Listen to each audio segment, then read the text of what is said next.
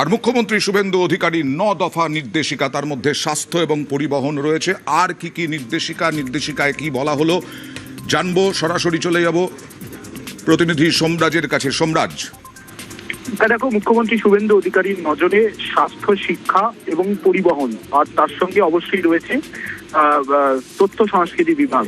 আজ সচিবদের নিয়ে যে বৈঠকটি করেন মুখ্যমন্ত্রী শুভেন্দু অধিকারী, সেখানে 9 দফার নির্দেশ দেন মুখ্যমন্ত্রী শুভেন্দু অধিকারী। সেখানে তিনি বলছেন প্রথমত যে 7 দিনের মধ্যে কেন্দ্রীয় প্রকল্পগুলির কাজ শুরু করে দিতেই হবে।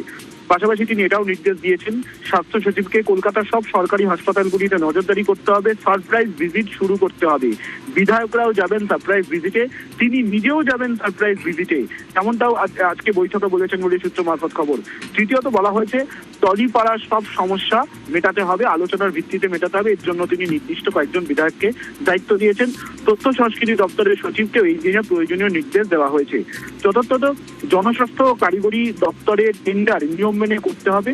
তিনি আজকে বৈঠকে বলেন যে অতীতে এই দপ্তরের টেন্ডার নিয়ে অভিযোগ উঠেছে, কিন্তু আগে কি হয়েছে তা দেখে প্রয়োজন নেই। পরবর্তীতে যাতে টেন্ডার প্রক্রিয়া নিয়ম মেনে হয় তার জন্য প্রয়োজনীয় পদক্ষেপ করতে হবে। যেটা সব থেকে গুরুত্বপূর্ণ, পরিবহন দপ্তরের সচিব সুরেন্দ্র গুপ্তকে তিনি বলেছেন যে আরো বেশি সংখ্যক বিদ্যুৎ চালিত বাস অর্থাৎ ইলেকট্রিক বাস নামাতে হবে। কেন এর আগে ইলেকট্রিক বাস নামানো হয়নি এবং পর্যাপ্ত বিদ্যুৎ চালিত বাস নামাতে হবে। পাশাপাশি শিল্পে বিনিয়োগে উৎসাহ বাড়ানোর জন্য নতুন করে ইনসেন্টিভ স্কিম চালু করা যায় নাকি তা নিয়ে শিল্প সচিবকে প্রয়োজনীয় পরিকল্পনা করতে বলা হয়েছে। যেটা গুরুত্বপূর্ণ, তুমি দেখেছো ইতিমধ্যেই বিভিন্ন বোর্ডের ফলাফল প্রকাশ হচ্ছে।